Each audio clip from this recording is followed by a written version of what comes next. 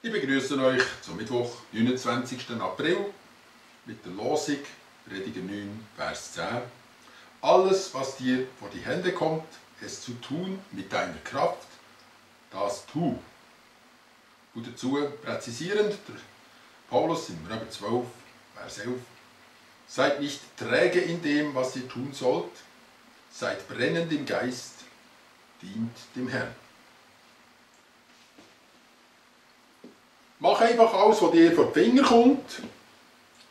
Mach es aus deiner Kraft. Das weckt natürlich fast ein bisschen eine Debatte. Wie soll das denn gehen? Man merkt, das ist ein zweischneidiges Schwert. Wie könnte das gemeint sein? Ich schlage jetzt 5 verschiedene Lesarten von diesem Text vor. Ihr könnt selber schauen, wo ihr euch heimisch fühlt und was allenfalls weiterführend für euch sein könnte. Der erste Bereich: Schöpfung und Instinkt.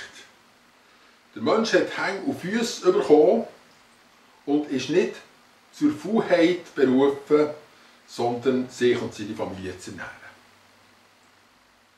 Bereich 2. Gewissen. Über das aus hat der Mensch ein Gewissen, das lehrt ihn über Not und über Gerechtigkeit. Bereich 3. Christ.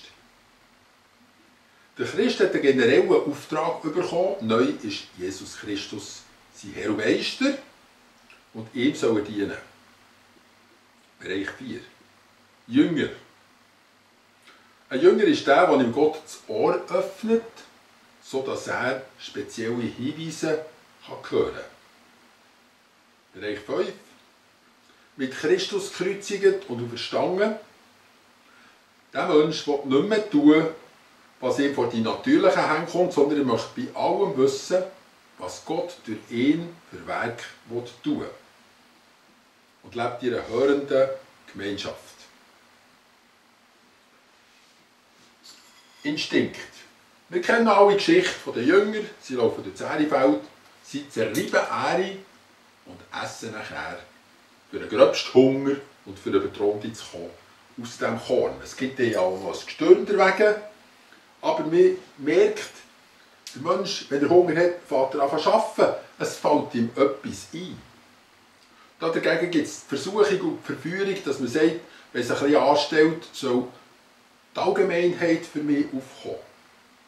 Die Allgemeinheit hat in den letzten 2 Monaten mehrere Billionen Dollar gedruckt in Amerika, die jetzt einfach in die Wirtschaft hineinfließen. Und jemand hat ausgerechnet, wenn man stattdessen ein bisschen weniger drucken würde und jedem Amerikaner einfach seinen Anteil am Bruttosozialprodukt aushändigen, 65'000 Dollar pro Jahr, würde das spielend jedem über die Runde helfen. Das war natürlich ein bisschen ein Witz. Besser gefallen mir die etwa die Leute und sagen, wir brauchen Geld, aber wir machen, was immer ihr auch wollt und bereit seid zu arbeiten dafür. Dort biete ich gerne an. Also, ein bisschen feiner als das Korn, das man verreibt auf dem Ährefeld. Und der Instinkt des Menschen, der uns zwingt, Hang anzulegen, ist unser menschliches Gewissen. Ich tue jetzt das Korn hier ein bisschen matt zerquetschen mit einer Quetsche. Und dann kann man sagen, ja, mit dem gequetschten Korn kann man wenigstens ein Birchenmüsli machen.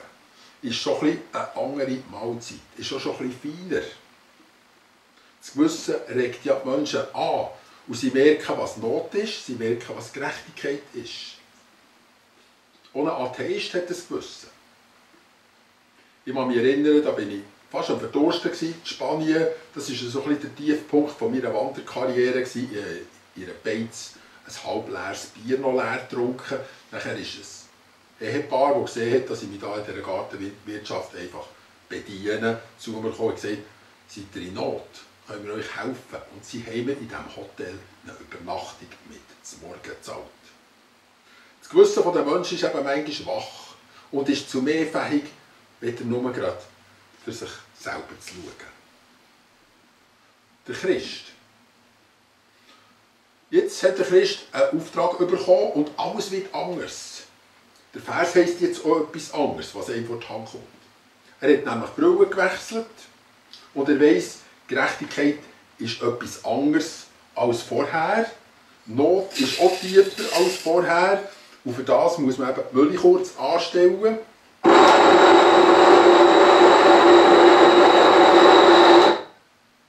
Das natürliche Korn wird jetzt gemahlen, jetzt wird Mehl daraus. Geistliches Leben nimmt seinen Anfang.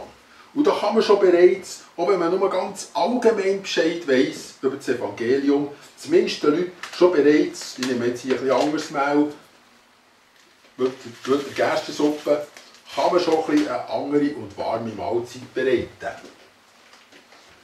Man kennt einfach die allgemeinen Grundsätze und ist für andere Menschen ein Zeugnis. Und sie können ein bisschen Gott erkennen in diesem Menschen. Das fängt an, sobald es eben Mehl gibt aus dem Korn. Wir haben Familie bei uns mit einem christlichen Hintergrund. Meine Frau ist die Stegen abgeflogen, schwanger, mit einem Wäschkorb.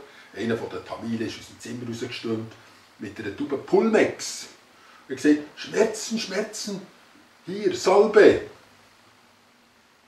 Wir haben natürlich auch ein bisschen gelacht und doch haben wir gewusst, er weiss, was man eigentlich sollte, aber weiss nicht wie.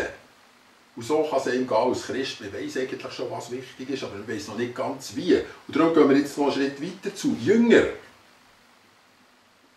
Dorthin will uns Gott ja bringen.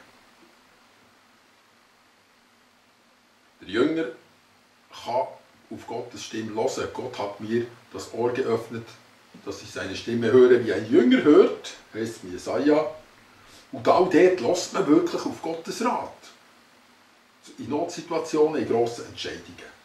Und das ganze Bibelwissen geht nachher noch auf eine Art eben in den Backofen rein und wird dann schlussendlich zu etwas sehr gutem Moment. Ich kann sogar Abendmahlsbrot sein. Ich muss mich besinnen, da bin ich unterwegs für meine erste Faststelle anzutreten. Es war nicht ein Vorstellungs-, sondern ein Anstellungsgespräch. Und unterwegs auf der Autobahn hat mir Gott gesagt, weil ich vorher nicht gehört habe, das ist dort nicht deine Stelle im Fall. Und ich bin gegangen, ich musste mich entschuldigen und dort abmelden. Sehr peinlich gewesen, aber sehr lehrreich. Im Nachhinein habe ich gewusst, das war genau richtig. Das ist der Anfang des Jüngerseins, wenn man plötzlich gehört und gehorsam ist. Und noch einmal geht es einen Schritt weiter.